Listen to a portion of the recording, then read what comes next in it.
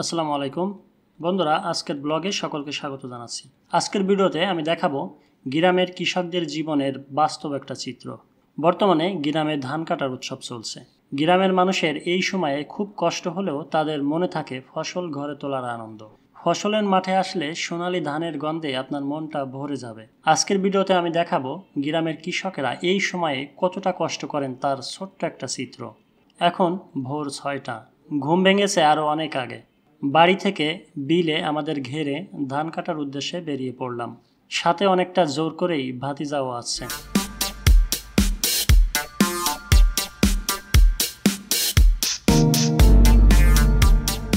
আমাদের ঘেরের ধান কাটার জন্য বেশ কয়েকজন শ্রমিক নেওয়া হয়েছে। তারা অলরেডি ঘেরে চলে গেছেন। দেখতে পাচ্ছেন চারপাশে এখনও কুয়াশাচ্ছন্ন লাগছে। এমনি কুয়াশা এখনও কাটেনি, তার উপরে আবার আবহাওয়া মেঘাচ্ছন্ন, যার ফলে ভিডিওতে ভালো দেখতে পাচ্ছেন না। যাই হোক বন্ধুরা, দেখতে পাচ্ছেন এখানে রাস্তা বলতে ঘেরের পাড় বা জমির আইল। মাত্র 1 থেকে 1.5 ফুট চওড়া হবে রাস্তা। কোথাও কোথাও হয়তো 2 ফুট বা 2.5 ফুটও থাকতে পারে। এখান থেকে পড়ে গেলে আবার ঘেরের মধ্যে পড়ে যেতে হবে, হাত পাও ভেঙে যেতে পারে। আমার গন্তব্য বিলের মধ্যখানে। বাড়ি থেকে মোট পথ হবে প্রায় 2 কিলোমিটার। পায়ে হেঁটে যাওয়া ছাড়া কোনো উপায় নাই।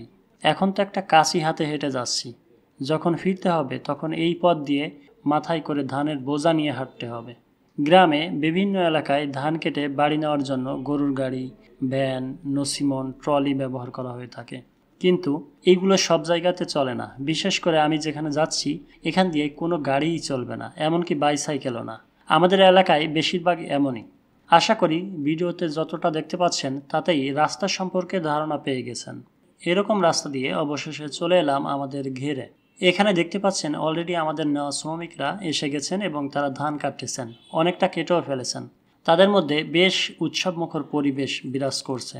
কখনো গান গাইছে, কখনো পাশের জমিতে ধান কাটতে আসা শ্রমিকদের সাথে ডাক ছেড়ে কথা বলছেন। আর নিজেদের মধ্যে গল্প তো চলছেই। মুখে গল্প আর হাতে কাশি নিয়ে ধান কাটা, এভাবেই চলছে তাদের কাজ। আমিও বসে না থেকে কাজে লেগে গেলাম। ধান কাটতে শুরু করলাম। ভাতিজাও কাটছে। তার অবশ্য ধান কাটতে একটু বেশিই জোর লাগছে মনে হয়।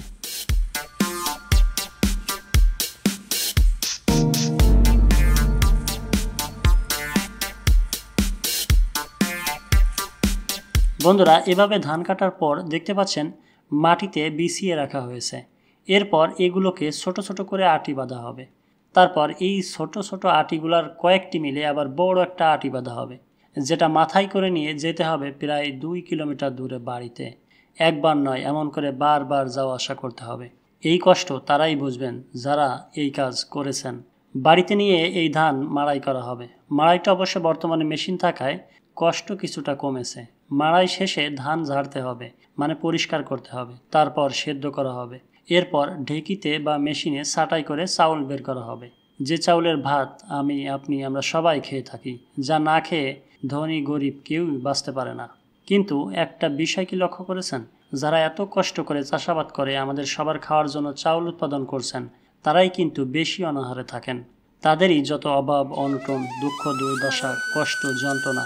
আর সমাজের উঁচু শ্রেণীর মানুষের অনেকেই এইসব খেটে খাওয়া কৃষকদেরকে ঠকাতে পারলে, তাদের পেটে লাথি মারতে পারলে যেন নিজেকে ধন্য মনে করেন।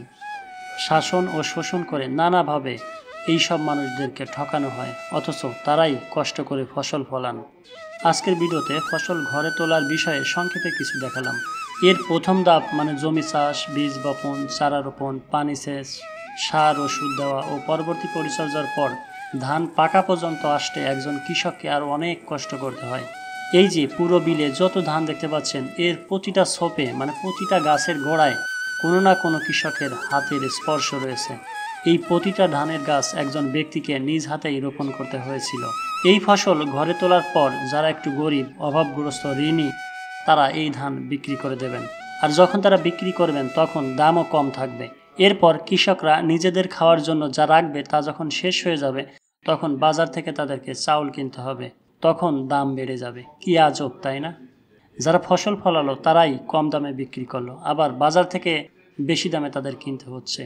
অভাবের কারণে কিনতে না পেরে অনাহারে অর্ধাহারে থাকতে হয় তাদের। যাই হোক বন্ধুরা, আপনাদেরকে কৃষকদের দুঃখ কষ্ট সম্পর্কে সামান্য একটু ধারণা দেওয়ার চেষ্টা করলাম। আর এই ধারণা দেশের বেশিরভাগ মানুষেরই রয়েছে, কারণ আমাদের দেশের বেশিরভাগ মানুষই কৃষির সাথে সম্পৃক্ত। আর আপনি যে পেশায় থাকেন না কেন, কৃষির উপর আপনি অবশ্যই নির্ভরশীল, কারণ খাদ্য ছাড়া আপনার বেঁচে থাকা অসম্ভব। আর সকল খাদ্য সামগ্রী কৃষি থেকেই আসে, কৃষকেরাই ফলায়। তাই দেশের সকল কিষাণীদের জন্য রইল অনেক অনেক শ্রদ্ধা, ভালোবাসা।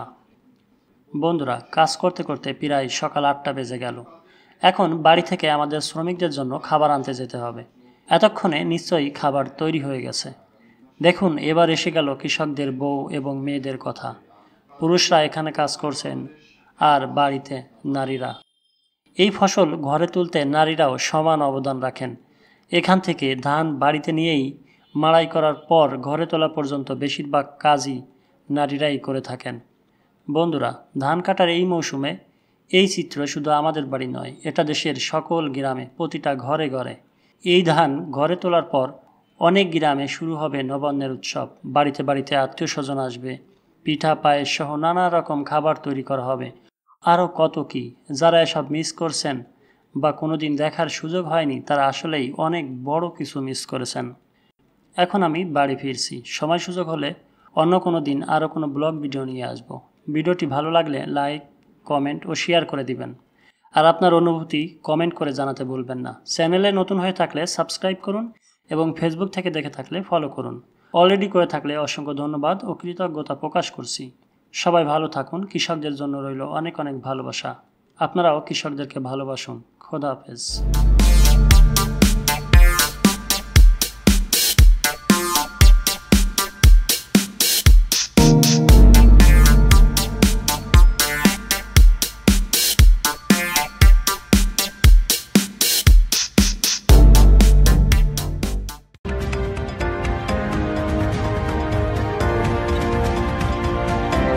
MBTV 24, এগিয়ে যাও বাংলাদেশ।